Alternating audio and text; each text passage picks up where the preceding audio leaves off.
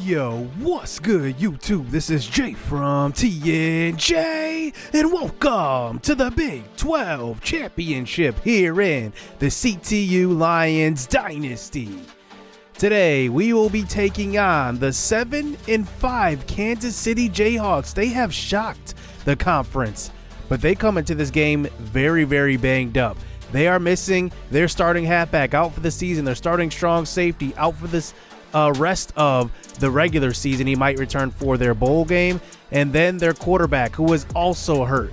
So in comes Brandon Gray, who is more of a mobile quarterback, has played for most of the season. He is a lot faster than Maxey, who was their starting quarterback before, but does not throw the ball as well as Maxey. But they are led by a 1,413 touchdown rusher in McKnight. He is excellent. He's actually the backup running back to Dortch, who is out as well with an injury. So it will be interesting to see what he will do. He is listed as a fullback as well. They have a decent receiving core, but they also have one of the best defensive players in the country in Frank Harris this year. He is a true sophomore, and he has been electric for this defense. 7.5 sacks, 3 interceptions, and 100 combined tackles, assisted and solo. So here we go in the Big 12 championship game as CTU, I should say, looks to stay in the top 10 after losing last week to Cincinnati with a 10-2 record. Here we go. Here is Gray for his first pass of the game in the pocket. He's going to scramble to the right side, and he will take it for a gain of 2. Now, Kansas is a 5-loss team. This is a very unorthodox Big 12 championship as Gray takes it up the middle. This one will be a quarterback keeper. Looks like a quarterback design draw for a gain of 12 yards. Coming out here with 3 wide receivers to the right side and McKnight next to him. He will fake it on the read option, carries it up the middle, and Gray has another first down for a gain of 13 yards or across the 50. Now, one thing which is key to this victory is really stopping him from running the football. So our guys up front are going to play a huge role as he completes it right there to Michael Gray for a gain of 3. Bo Rocky's going to need to lead the way on the defensive line now. 3rd and 7, throwing deep down the right side. This is a diving catch by Kyle Walker, beating James Wilkins, who is our best man cover corner on the team, and he just gets beat deep. Now they're inside the 10. This is a 2nd and goal. Gray tries to take off, and he gets hit hard by Smoke Wyatt. Loss of 4 for the sophomore. He came into this season as a preseason All-American. He was a freshman All-American last year, a first-teamer as a regular All-American. 3rd and goal. Brandon Gray throws it, and it looks like this one may have been tipped by he may have hit his offensive lineman on that one. It falls incomplete, 3-0. So here is CTU's first offensive drive, a handoff to Frank Law, the senior, and he picks up a gain of 7. As now we come under center here with a 3rd and 3. Potter running Stan McDaniels in motion. This is a play action fake this time. Potter takes it to the right side. He's going to take it himself, and he picks up the first down. It's a gain of 6 yards. So here we go after our first down now. Potter rolling again. He's going to take it himself, and he dives for the first down marker. A gain of 13 yards on that scramble. Darian Bernard, the true freshman, 5'6" returner into the game. He gets a draw play, and he is stopped in the backfield. And now they get us to a 2nd and long back at the 45. Frankie Law in the game. Looks like a read option, and there is a keeper. And a gain of 5.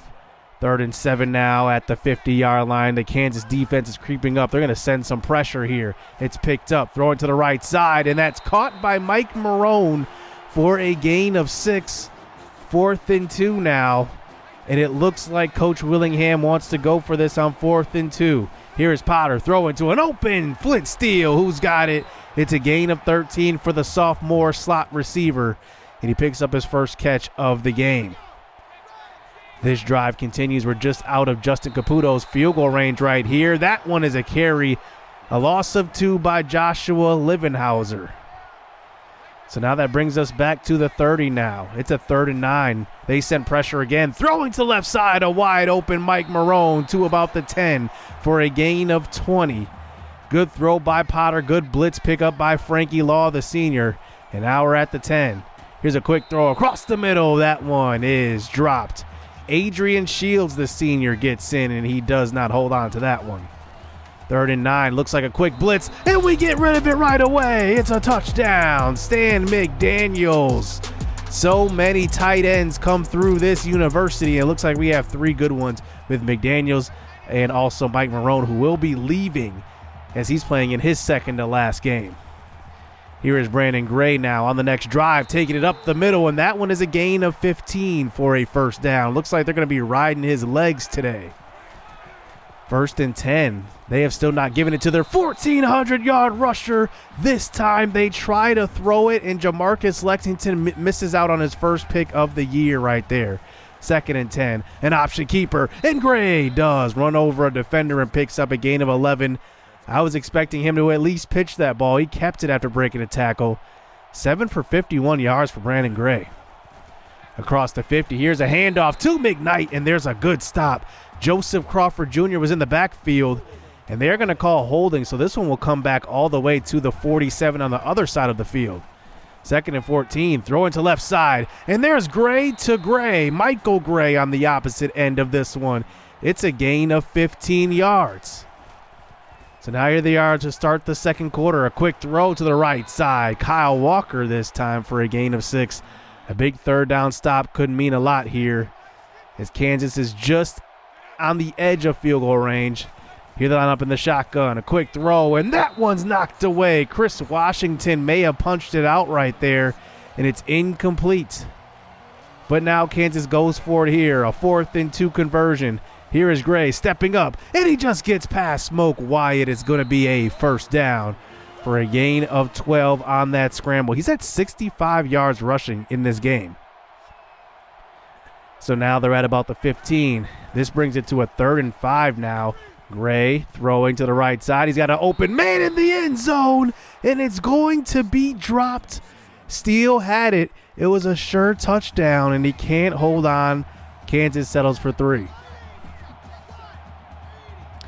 So here we go now back on offense. About 6 minutes to go. Here's a draw play, and that one is stopped in the backfield. It looked like Kansas sent a cover 0 blitz, and that's Frank Lewis, who is their top defensive guy as he comes around the edge for a 3rd and 13. Here is a throw across the middle. That is going to be a stop before the first down marker, and now 4th and 2. Here we go. Line up to go for it again. Potter, quick throw. It's Darren Baker, the true freshman. He gets the first down. He's a big-time target, 6'6". He's probably going to finish this year with the 2nd most yards on the team as well. So we move the chains again. Here's a handoff. Livenhauser finally finds a lane. He cuts back and picks up a gain of 8. 6 carries for 8 yards. All 8 yards in this game came off of that run. 2nd and 2, quick throw. It's Flint Steele who catches it, makes a move, and breaks another tackle. He's in. It's a touchdown for Flint Steele, 25 yards out. The 2nd touchdown pass of the day. And with that pass, David Potter breaks B.J. Johnson's school record for passing touchdowns in a season, as we just had it 1 year ago. As now it's a 14-6 lead here for CTU. Here's an option play, pitched out to the right side. Darren McKnight gets hit hard on that one. Smoke Wyatt delivering the justice. That was only McKnight's first carry of the game. He gets it right back this time, and this time he picks up positive yardage. It's a gain of 4. They come out here with 5 wide. It looks like 3 to the right, 2 to the left. This is Gray in the pocket. Throws deep, one-on-one, and that one is knocked away. It looked like the safety help was coming over the top. 5 of 12 for Brandon Gray throwing the football. So we get the first punt of the game. Here is a handoff to the right side on the fullback, or on the dive that time.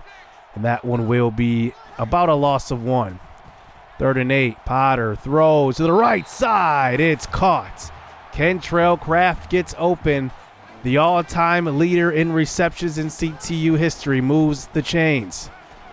Here is Potter throwing across the middle. That one is going to be caught by Marone. He holds on to that one. Marone's hands have gotten better throughout the season. Another first down throw. Potter looks good in this one. Here's another throw, and this time it's Jackson getting involved for a gain of 12. The senior gets his first catch of the game. That pass puts us over 4,000 yards passing on the season. Potter unloads to the end zone on a 2nd and 10, and that's Flynn Steele. Touchdown number 2 in the game for Steele, and he gets open. Potter just delivers a perfect ball that time, and it's now 21-6 before half. So here is Gray now trying to get something going for the Kansas offense. They have not gotten into the end zone yet, and he takes it to left side. Another big scramble for Gray. 38 seconds to go. Gray takes off again, and he picks up about a gain of 5, maybe 6. This clock continues to run. They have 1 timeout remaining. It's a 3rd and 3 now. Gray, he takes off again and gets hit right at the sticks, and he's going to be just short. It's going to be a 4th and inches. Now, Kansas elects to run this clock all the way down just for one last play. They heave it to the end zone. This one gets to the 5-yard line, and it's tipped down by Rondell McCarty, and it's incomplete. They don't leave enough time for us to get one play off before halftime. It makes it 21-6 for CTU. Great first half by the offense and defense. We need to keep it up here in the second half. Here is Frankie Law on the counter play, and the senior picks up a gain of 4. Kansas' offense has looked pretty good so far, but we have actually made some big 3rd down stops. And now here we are on offense trying to get a first down. 3rd and 3. Here's their defense showing up. And they do get a stop right here to open the second half. So here comes Gray. He's put in an impossible situation right here. Down by multiple scores. That's not going to help Keaton DeAndre. This is his first sack of the season since week 1. 2nd and 14. Here is Gray taking off to the right side. That one will be a stop. It's a gain of 7. As it looks like Gray is just gassed. 3rd and 7 again. Gray throws across the middle, and he was tired. Maybe that had to do with the inaccurate pass. It's incomplete to a wide open receiver. So here is Potter now back on offense. Here's a throw down the right side. That is caught by Kentrell. He gets open, 25 yards and a first down. So here we are close to the 45. Another counter play, and Frankie Law gets hit absolutely into the turf very hard. Man, that was a big hit. He remains into the game now, 3rd and 12. Throw into left side. It's Darren Baker with the catch. A gain of 20 for the freshman. Good throw by Potter. 1st and 10 now. Handoff. Frankie Law takes to the left side. Good blocking, and he picks up a gain of 10. Once again, the senior getting some carries today as he remains into the game now. 2nd and inches. He gets the first down, and he puts it on the ground. Picked up by Kansas. He's been hit hard a couple of times on this drive, and this time he gets hit and puts it on the ground. And now Kansas catches a break. They get the ball right back. Running the football has been their friend today. Here is Brandon Gray on the option keeper, but that is Smoke Wyatt in the backfield, and he is just making plays all over the field. 3rd and 7, 5 wide out here for Kansas. Here's a throw to the flat. That one's caught by Hogan, who has enough for the first down before getting tackled by Jamarcus Lexington. And now here they go, continuing this drive with 2 minutes to go here in the 3rd. Here is a carry, and it looked like Alec Robinson may have got a hold of his face mask, and the refs will call it. It's a free 15 yards. So now they're across the 50. Here is McKnight in a Wildcat, just trying to get the offense going with McKnight, and they have not been able to do that today. They've been down the whole game, so they've had to pass, but now it's a 2nd and 11. Gray running the option up the middle. He just takes it himself for a gain of 6. He saw the open lane and just took it. 3rd and 4. A minute to go here in the 3rd quarter. Screen pass called. And this is McKnight throwing the stiff arm, and he will fight for the first down. It's a gain of 8. And now we start the 4th quarter. As now Kansas is inside of field goal range at the 25. Gray in the pocket, gets hit on the throw. It is going to be Bo Rocky. Take a look at the pass rush move to get to him. Bo Rocky's really been a run-stopping defensive end, but that time showing off a little bit of his repertoire, and that brings it to a 4th and 10. Here is Gray throwing to an open man. He's going to find the other Gray, Michael Gray, for a gain of 15 yards. Brandon Gray has only completed 50% of his passes today, but now they're inside the 10 for a 1st and goal. 5 wide again. Gray throws quickly to Murray, who's in. Touchdown, Kansas. They remain in this game. Lexington was right there but could not get there in time. And Kansas will go for the 2 and get it. So now it is a 7-point game. And here comes Darian Bernard, the freshman returner. He takes the left side. He finds some space and gets to about the 39-yard line for a return of 44 yards. Good field position here. As you start out here at the 39, here's a draw play to Frankie Law. We're still trusting him, even though he put the ball on the ground earlier. Bernard checks in at running back. Here's a quick throw, though. It's Darren Baker, the freshman. It's a gain of 15 yards. He gets to about the 42. So here we go across the 50 now. Here's a toss play. Livenhauser, we're getting him a dose of every single running back here, and he breaks the tackle and pushed out of bounds for a gain of 7 yards. The 10-2 Colorado Tech Lions are close to this victory. We just need to hold on. Another draw play, but this time another stop in the backfield. This time is Jason Nichols, their defensive tackle. Losing 3 on that play now. Under center, 2nd and 13. Throwing to left side. It's Stan McDaniels who's open. Pushed out of bounds at about the 6. It's good to see our backup tight ends making plays in this one. 1st and goal. Potter throws across the middle. It's McDaniels again. He almost gets in. He's tackled at the 1. 2nd and goal now. Livenhauser in the backfield. He gets the carry and he cuts upfield. Touchdown. Livenhauser scores, make it number 15 on the season for him, number 14 on the season, I should say. And now here's Gray down by 2 scores again. They definitely had to throw the ball here. Here's Lance Steele with the catch on the right side that picks up about a gain of 8. 3 minutes to go now, 2nd and 2. Gray, a quick throw again to Walker. That's going to move the chains for the 1st down. They do have all 3 timeouts remaining, so they will run this hurry-up offense. Here is Gray now, trying to scramble, but he's not going to get away from Bo Rocky, the senior, playing in his 2nd to last game here with the Lions. Good outside contain. They lose 6 yards on that sack now. The clock is still running at 2 minutes, 40 seconds. McKnight with the carry. They have 110 yards rushing, but that's all come from Brandon Gray. McKnight has not done anything. 3rd and 9, quick throw to Washington. He catches it and gets stopped behind the 1st down marker, and that's Alec Robinson coming up from behind. And now, 2 minutes to go, 4th and 4. This could be the game. Here is Gray throwing to the right side, and he leads his receiver a bit too far, and it's a turnover. Let's just take another look. And it looks like that 1 foot is half out, half in. That's not a catch. And now CTU, all we need is a 1st down, and this one's in the books. Handoff on the stretch play. This is Livenhauser. He gets stopped. Kansas calls their 1st timeout. They eventually call their 2nd as well on the 2nd and down play. It brings it to a 3rd and 9. The clock runs down here on the play clock, and we run it again and get them to call all 3 timeouts. It's a 4th and 4. We're out of field goal range, and it's not great field position if we get stopped here. So we're going to go for it to ice this game. 4th and 4. Quick throw. It's Flint Steele.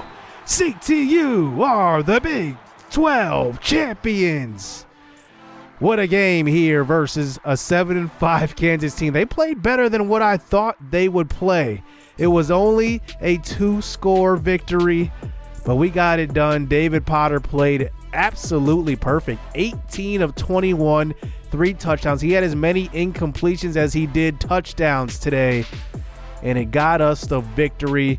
He had a 250 quarterback rating. I didn't even know that was possible. And looking at just the game that he had, almost over 300 yards as well. We did not run the football well. That has really been the story of this series, to be honest. We have just not run the football well at all. BJ Johnson, when we had him, we ran the football well, but we did not run it well with running backs. That's just been kind of the common theme here. Flint Steele had 2 touchdowns, 1 drop on the day. That is remarkable for this receiving core. Smoke Wyatt had himself a game today. Nnamdi Ugonna-Okafor made a couple of plays. Bo Rocky had a big sack, had a big couple of plays where he forced an incompletion in the red zone. That one set up a field goal. And then Brandon Gray on their side, 15 of 27, did not have many yards passing, and he had 91 yards rushing. But how about their superstar running back, who is actually listed as a fullback, 13 yards rushing in this game? We absolutely shut him down.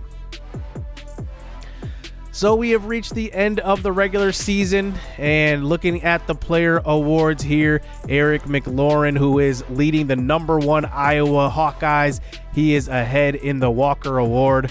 The Bednarik Award is being led by Smoke Wyatt. I am surprised by this because when I checked, the tackles leaders, I checked the sacks leaders, it didn't seem like Smoke Wyatt was at the top there, but even then, I think it's because he's doing everything on the field, and that's what makes him so special. So I will take it, though. Mike Kilpatrick from Cincinnati is actually up there in the Biletnikoff, but B.J. Johnson's top target is up there for the top receiver award in the country. Smoke Wyatt is second for the Buckus, and Frank Harris. I don't know what I said in the game, but Frank Harris is his name. He is the best defensive linebacker in the country. He's up there for the Buckus. This one really surprises me. James Wilkins wins the Thorpe Award. I don't know why, though, because he did not have a lot of interceptions. He had 2. I'll happily take it, but he didn't have like the big year, and that shows because he wasn't even a first-team All-American. Smoke Wyatt makes it, and that's no surprise, but James Wilkins did not make it, but Whitley Crew makes it as an All-American. Just a weird year with these awards. I haven't seen so much parity here. Caputo makes it as a kicker. Johns makes it as a punter. And then Darian Bernard definitely deserved it as a returner. There were so many times when he just set us up with excellent field position. He never took one back for a touchdown, but it was just a common theme that he was just giving us excellent field position on every single drive. Joshua Livenhauser makes it as a freshman All-American. He had double-digit touchdowns. Darren Baker makes it as an All-American freshman. He had 800-something receiving yards, and he had 5 touchdowns as well. Clay Pettit makes it as a freshman All-American. He had 3 sacks, which led our team in sacks as a freshman. And then Whitley Crew obviously makes it since he was a first-team All-American as well. So we will end this season ranked number 8 in the country, and that will land us in our 2nd straight year in the BCS Bowl, the Orange Bowl. It wouldn't have mattered either way if we would have beaten Cincinnati at the end of the season because Iowa and Louisiana both remained undefeated, winning their conference championships. But now we go up against the Heisman Trophy winner in Daniel Winston. He has 5,000 yards to his name, 57 total touchdowns in his career. This is going to be a tough game. We have the #1 rush defense in the country, and now we're going up against the Heisman Trophy winner in the final game of the season. Lee Corso is going with Texas, but we're always rocking with CTU. This one should be a good one. I appreciate you guys' support in this series. Can't wait to get another BCS Bowl game underway here next episode. Can CTU pull it off here to get their 12th win of the victory of the season? Hit subscribe, hit that like button, stay tuned. Let's get it. Let's go. I like getting money, I got time to get it. Target on me, so my car's a tenant. Dancing with the devil, I don't bargain with it. Bobbing in the dash, and the stick is with it. And I hit the 4-5 on the west side. But I'm from the east side, this how we slide. This how we ride, yeah, this how we ride.